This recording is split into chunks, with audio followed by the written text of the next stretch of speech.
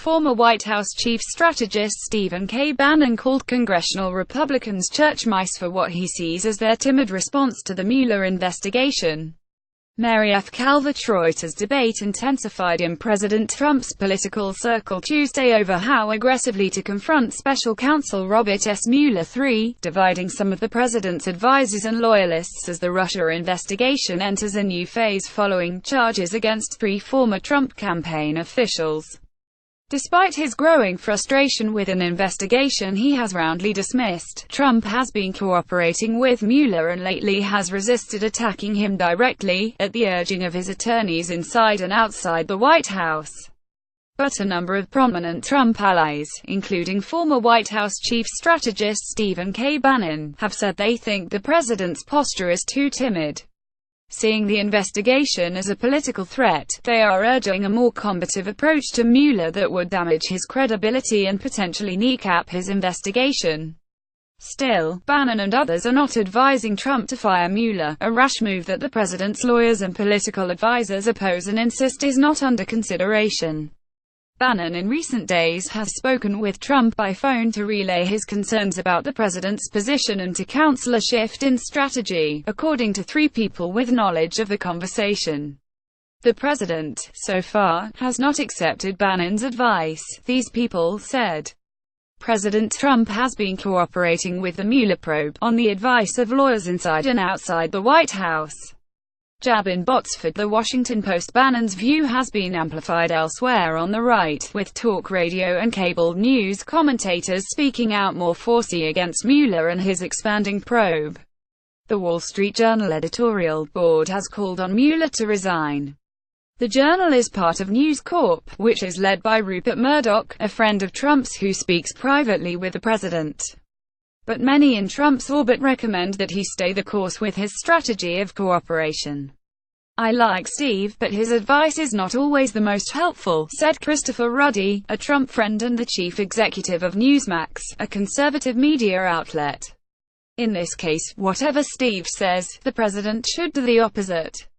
The tensions extend to Capitol Hill, where Republican lawmakers have mostly split into 2 camps: those who are wary of weighing in on Mueller's investigation and those who see it as a prime political target. Bannon is demanding that GOP leaders move aggressively to end congressional probes into Russian interference, undermine Mueller's investigation and increase scrutiny on Democratic controversies. The Republicans are like church mice, Bannon said Tuesday. No support of the president. Totally gutless. The Hill needs to step up.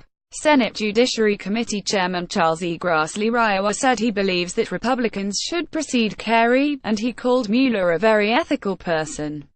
"I don't know how you could improve things by interfering," Grassley said. "The process just ought to go." House Intelligence Committee Chairman Devin Nunes-Arkaloff, a trusted Trump ally, has launched an investigation into an Obama-era uranium deal and is preparing to invite witnesses this week to testify about the FBI's handling of Russia investigations. Nunes intends to issue subpoenas if people decline to appear, according to people briefed on his plans. Former House Speaker Newt Gingrich, an informal Trump advisor who praised Mueller earlier this year after his appointment as special counsel, said he has slowly soured on the former FBI director and agrees that Congress should put a harsher national spotlight on him. "Mueller ought to be held accountable," Gingrich said. He ticked through a series of what he considers questionable moves by Mueller and his team, including the handling of former Trump foreign policy advisor George Papadopoulos, whom the government described in an indictment unsealed Monday as a proactive cooperator. "Congress should look seriously at whether Mueller put a wire on this guy and sent him around to entrap people," Gingrich said.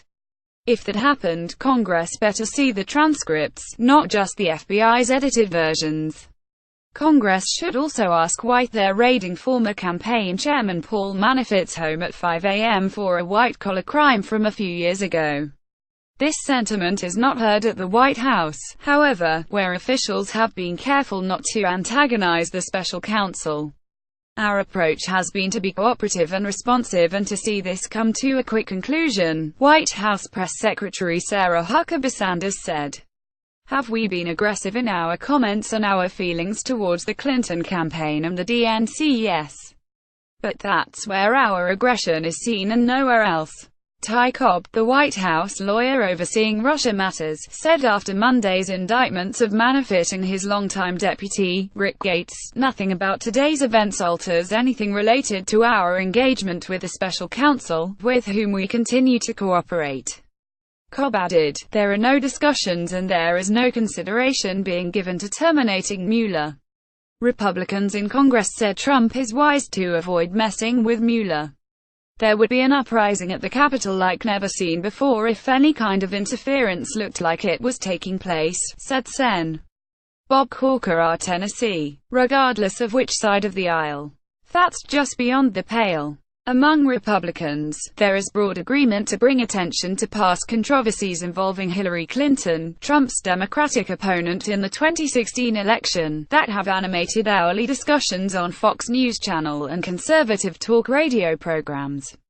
The White House and allies have waged a public relations battle over the Clinton campaigns and the Democratic National Committee's funding of research that resulted in the famous dossier that details Trump's alleged connections to Russia.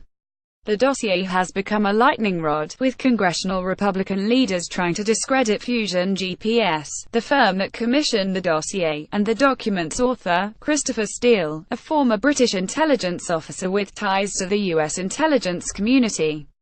Republicans also are trying to bring scrutiny to a 2010 uranium deal approved by the Obama administration, while Clinton was Secretary of State. The deal, which Trump used as a political cudgel against Clinton during the campaign, allowed a Russian nuclear energy agency to acquire a controlling stake in a Canadian-based company that had mining licenses for about 20% of U.S. uranium extraction capacity, although the company cannot export uranium. Fox News Channel host Sean Hannity, a Trump confidant, decried the lack of investigative attention on Clinton, a point the president and his top aides have made in recent days. This is not hyperbole, Hannity said Monday night in his on-air monologue, which the president is known to regularly. I am not overstating the case. We are at a major crisis point in America tonight. Do we have equal justice under the law in this country today? Some Republican lawmakers have heeded these calls. House and Senate GOP leaders have announced 2 investigations into the uranium deal, while at least 3 congressional committees are continuing to look into how the FBI handled Clinton's email scandal. But there appears to be little appetite for legislation that would cut Mueller's funding or otherwise limit the scope of his investigation, something various Trump allies have suggested is necessary.